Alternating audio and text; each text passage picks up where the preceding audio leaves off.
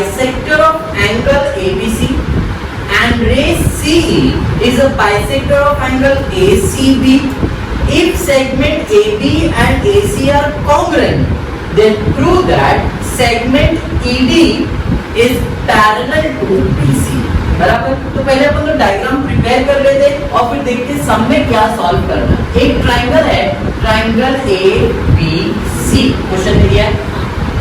उसके बाद क्या दिया है, एक ट्राइंगल ABC रे BD is bisector of ABC।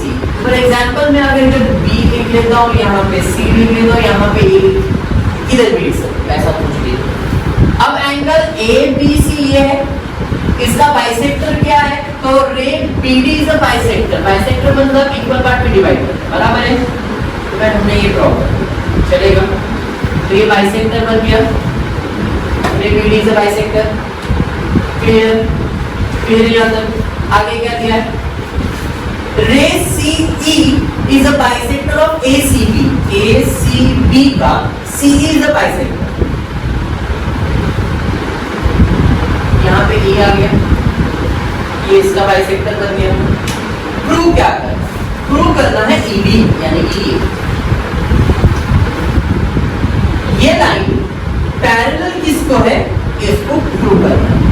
अभी लाइन पैरेलल कब आता है, बीपीटी थ्योरम में क्या बोला है, एक ट्राइंगल है, एक लाइन है, एक ट्राइंगल है, एक लाइन है। अगर साइड प्रोपोर्शन में है तो लाइन पैरेलल है, और अगर लाइन पैरेलल है तो साइड प्रोपोर्शन में है। ये तो प्रॉपर्टी मालूम है। तो अपने को प्रूव करना ये लाइन पैरेलल है। लाइन पैरेलल कब होगा, जब ये साइड प्रोपोर्शन में आएगा। AE upon BE, AD upon CD अगर आएगा तो हम क्या बोलेंगे, ED is parallel to BC। बात समझ में आया?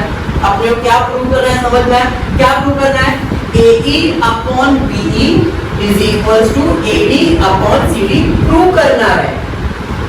क्लियर, पक्का, डायग्राम समझ में आ गया है, पक्का समझ में आया? तो हम लोग हमारा सॉल्यूशन स्टार्ट। तो पहले मैं लिखता हूँ गिवन। बताओ गिवन में क्या क्या दिया था, एक ट्राइंगल दिया था, रे BD बाइसेक्टर दिया था, रे CE बाइसेक्टर दिया था। तो गिवन में हम लोग लिखेंगे गिवन ट्राइंगल ABC रे BD is bisector of angle ABC, ray CE is bisector of angle ACB। ये गिवन है, क्वेश्चन में दिया था, वो यहाँ पे लिख दिया। क्लियर लक्ष्मी? पहले में क्या प्रूव करना है, टू प्रूव, क्या प्रूव करना है, क्वेश्चन में दिया है क्या प्रूव करना है, AD पैरेलल BC। हमको प्रूव करना है segment ED is parallel to side BC। बराबर है। कुछ कंस्ट्रक्शन किया है क्या आपने, हाँ खाली ED को ज्वाइन किया और कुछ नहीं किया। तो इधर लिख लेते कंस्ट्रक्शन के अंदर ज्वाइन ED। नहीं लिखा तो भी चलेगा, नहीं लिखा तो भी चलेगा, अगर ऐसा नहीं करने का तो भी चलेगा। यहाँ तक क्लियर है? अब हमारा प्रूफ स्टार्ट। क्लियर? अब प्रूफ में मैं किधर से स्टार्ट करूँगा, ये बाइसेक्टर है नहीं, तो रे BD इज, बोलो क्या है, किसका, एंगल ABC का। तो एंगल बाइसेक्टर थ्योरम तो मालूम है, ये इसको डिवाइड कर रहा है और ये बाइसेक्टिंग साइड है, बराबर। तो हम लोग इधर लिखेंगे AD upon CD is equals to, bisecting side क्या है, BC और ABS, is equals to AB upon BC equation. इसका रीजन क्या है, एंगल बाइसेक्टर थ्योरम। अरे बात समझा, समझा?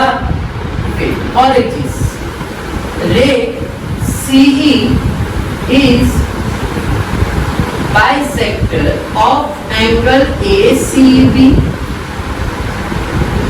क्वेश्चन में दिया था बाइसेक्टर है, तो ये डिवाइडिंग साइड है और ये बाइसेक्टिंग साइड है। क्लियर है? तो आप लिखेंगे AE upon BE is equal to AC upon BC। अरे बराबर, परफेक्ट। कुछ डाउट इसमें? क्वेश्चन में एक और चीज दिया है, देखो क्या दिया क्वेश्चन में। क्वेश्चन में दिया है कि segment AB is congruent to AC। अभी वो गिवन में भी आ जाना चाहिए था। यहाँ पे मैं इधर लिख देता हूँ segment AB is congruent to segment AC। Given में लिख देता हूँ, बराबर। देखो यहाँ पे लिखता हूँ segment AB is congruent to segment AC, equation number 3। अब AB कॉन्ग्रुएंट टू AC का मतलब क्या है कि AB के जगह पे AC लिखो या AC के जगह पे AB लिखो, मतलब तो एक ही, दोनों सेम। क्लियर? मतलब AB is congruent to AC, तो इसके जगह पे मैं AB लिख सकता हूँ। AB is congruent to AC ना, तो ये AC के जगह पे मैं AB लिख सकता हूँ, या तो फिर ये AB की जगह पे AC लिख सकता हूँ। तो आप देख सकते हो अगर AB अपॉन BC ये दोनों तो सेम हो गया, तो ये AB लिख आएगा, है नहीं? तो फ्रॉम 1 2 3 ये साइड इक्वल है, तो ये साइड भी इक्वल है। तो from 120 AD upon CD is equal to AE upon EB। ये समझ में आ गया? अब जरा ध्यान से देखना, AE upon EB is equal to AD upon CD आ रहा है। Therefore segment कौन सा? ED is parallel to segment EC. Reason converse of BPD theorem। BPD theorem बोलता है क्या? लाइन पैरेलल है तो साइड प्रोपोर्शन है, अपने को साइड प्रोपोर्शन में है तो लाइन क्या आएगा? Parallel, converse. बात समझा? समझ में आया? बढ़ते आगे एक्सरसाइज 1.3 की तरफ। अब 1.3 में क्या करने वाले हैं? हमको सीखना है कि दो ट्रायंगल को सिमिलर कैसे करते हैं। सिमिलर और कॉन्ग्रुएंट का डिफरेंस मैंने ऑलरेडी बताया। कॉन्ग्रुएंट का मतलब सेम दिखता है, हाइट में भी, शेप में भी और मेजरमेंट में भी, बराबर है। लेकिन सिमिलर में सेम नहीं होता है, प्रोपोर्शन में आता है। बात समझ में आ रहा है? तो अभी हम लोग सीखने वाले दो ट्रायंगल को सिमिलर कैसे कर सकते हैं। क्लियर है? बेसिक याद रखो, ट्रायंगल को सिमिलर करने के लिए ये टेस्ट बहुत अच्छा टेस्ट है, एंगल टेस्ट। एक ट्रायंगल के अगर दो ट्रायंगल कॉन्ग्रुएंट, दो एंगल कॉन्ग्रुएंट है, एक ट्रायंगल इन दोनों में अगर एंगल कॉन्ग्रुएंट है, दो एंगल कॉन्ग्रुएंट है, तो दोनों ट्रायंगल क्या बन जाएंगे? Similar triangle. क्लियर? स्टार्ट करते, देखते हैं फिगर क्या है। तो इन the figure 1.55 angle ABC is 75 degree and angle EDC is 75. State which two triangles are similar and by which test. आपने को प्रूव करना है कि कौन से दो ट्रायंगल सिमिलर है और कौन से टेस्ट से सिमिलर है। Also write the similarity of these two triangle by proper one-to-one correspondence. Let us start with the sum। पहले तो डायग्राम ड्रॉ कर लेते हैं।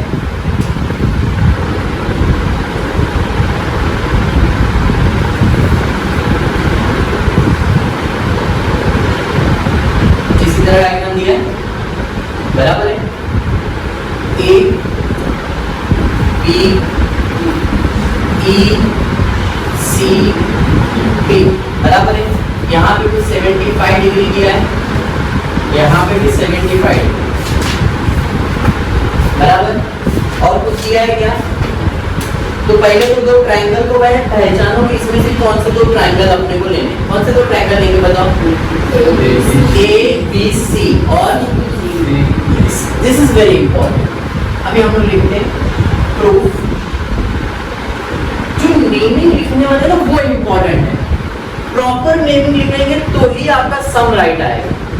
एक ट्रायंगल जैसे तुम लोगों ने पहला बोल दिया ABC, तो मैं लिखता हूँ in triangle ABC and triangle, दूसरा ट्रायंगल का नेमिंग बोलो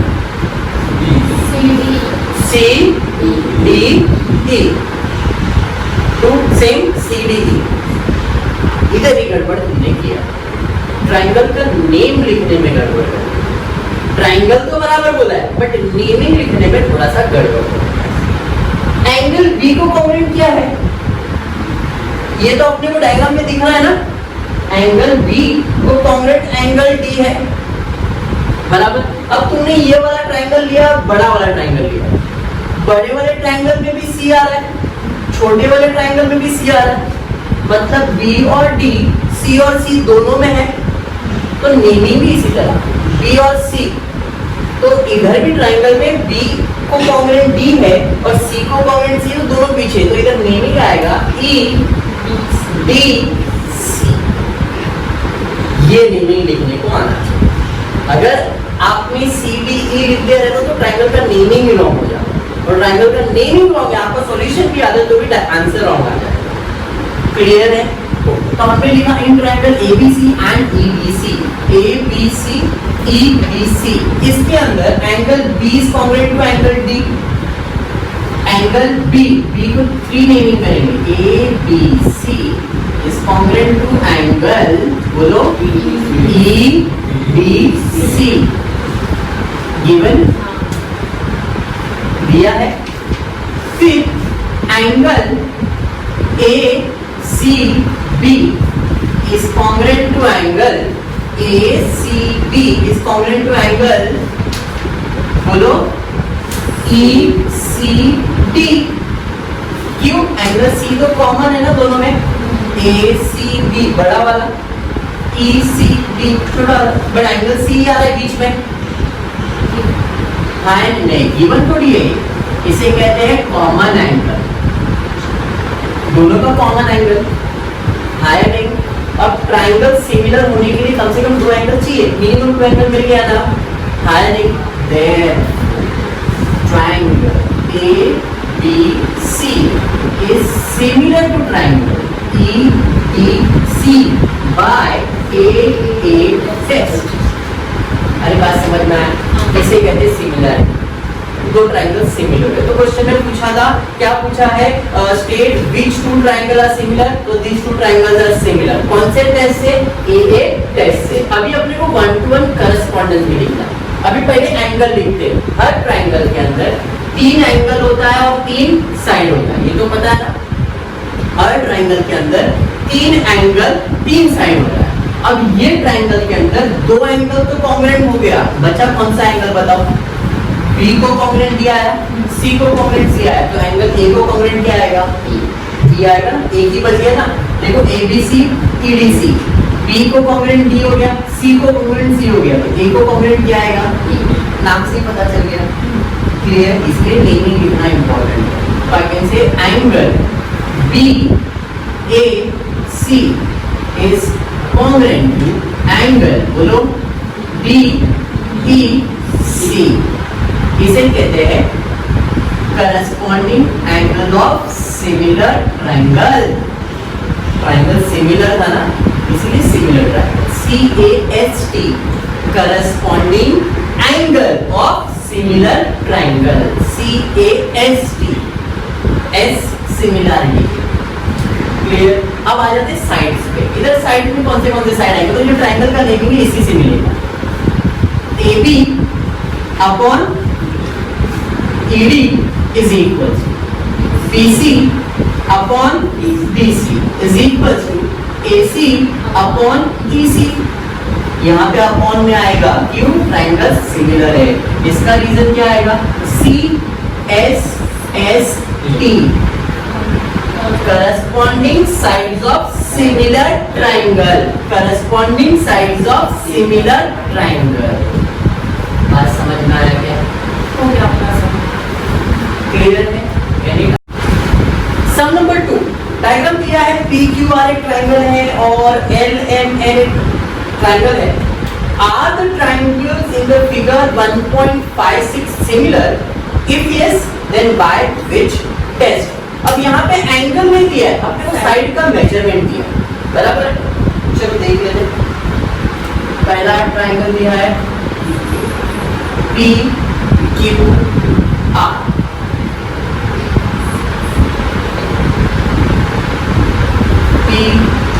क्यू आर। पी क्यू दिया है 6, क्यू आर दिया है 8 और पी आर दिया है 10, बराबर। फिर और एक ट्राइंगल दिया है, ट्राइंगल एल एम एन, बराबर।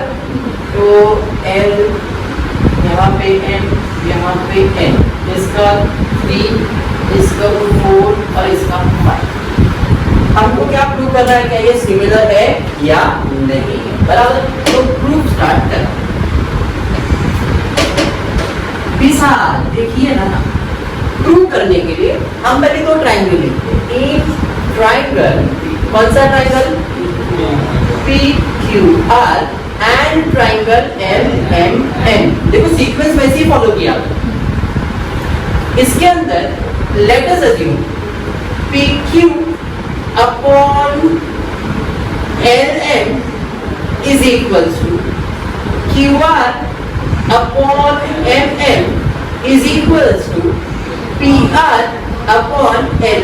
अगर ये इक्वल आया तो हम लोग क्या बोलेंगे, ट्राइंगल सिमिलर है, क्योंकि साइड अगर प्रोपोर्शन में आएगा तो ट्राइंगल सिमिलर आएगा।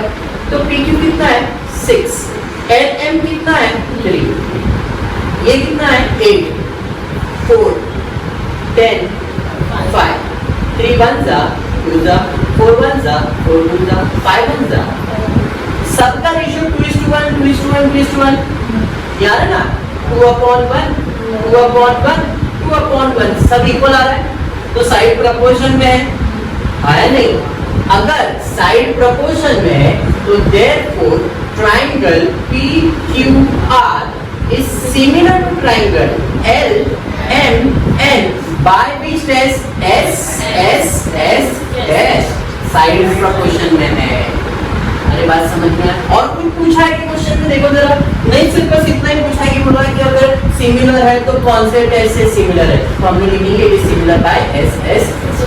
कैसे सम कैसे सॉल्व करना, मैंने साइड्स लिखना, एक एक करके भी सॉल्व कर सकते हो। पी क्यू और एल एम का मेजरमेंट का रेशियो निकालो 2:2, फिर इसका अलग, फिर इसका अलग, फिर बाद में लिखेंगे तो भी चलेगा, साथ में लिखिए आप। नेक्स्ट सम की तरफ, sum number 3। As shown in the figure 1.57, two poles of height 8 meter and 4 meter are perpendicular to the ground.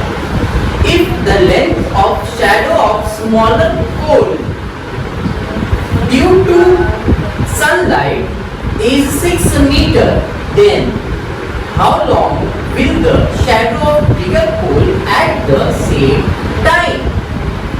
Question समझा? ये सेम क्वेश्चन 9th स्टैंडर्ड में था तुम लोग को, अब तुमको याद नहीं होगा बट तुम लोग सॉल्व करो। क्वेश्चन में दिया है दो पोल है, एक का हाइट है 8 और एक का हाइट है 4, बराबर है, परपेंडिकुलर टू ईच अदर, मतलब एक दूसरे के आमने सामने में है। तो अपन डायग्राम ड्रॉ कर रहे हैं।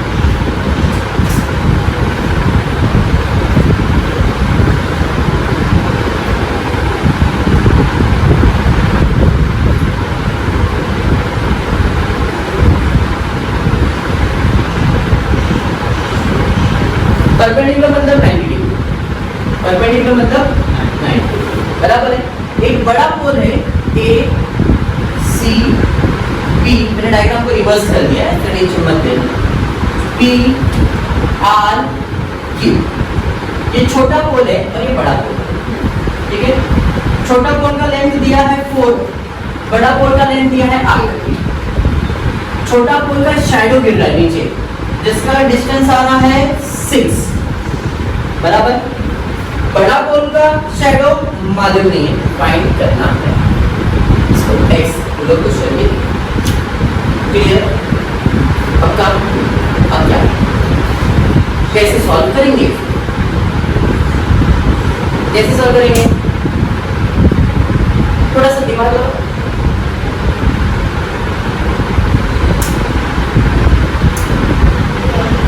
ये भी पोल है, ये भी पोल है, इधर भी इसका शैडो आने वाला है, इसका भी शैडो आने वाला है।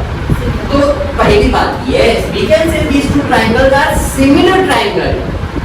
ये दो ट्रायंगल क्या है, सिमिलर ट्रायंगल। और सिमिलर ट्रायंगल में साइड्स क्या रहता है, प्रोपोर्शन में रहता है, आया नहीं तो हम लोग लिखेंगे triangle, triangle ACB and triangle PRQ। इसमें जो आपको भाषण दिया वो लिखेंगे कि भाई AC is bigger pole दिया है ना। फिर हम लोग लिखेंगे PR is a smaller pole, ऐसा कुछ दिया, जो भी दिया अपन भाषण के लिख नहीं करते भाई, ये भाषण वगैरह दिया। Therefore मैं डायरेक्टली लिखता हूँ triangle ACB is similar to triangle PRQ। उसका रीजन है दोनों एक सिमिलर पोल है, परपेंडिकुलर टू ईच अदर है, तो दोनों ट्राइंगल क्या है, सिमिलर ट्राइंगल। जब दोनों ट्राइंगल सिमिलर ट्राइंगल है तो I can say AC upon PR is equals to BC upon RQ। चलो की बात है नहीं, AC माहिती है क्या, हाँ, PR हाँ, BC नहीं, RQ हाँ। क्रॉस मल्टीप्लाई कर देंगे, 8 into 6 upon 4 is equals to x। 4 2s are 4, 3s are 2, 1s are 2, 4s are x is equals to 12।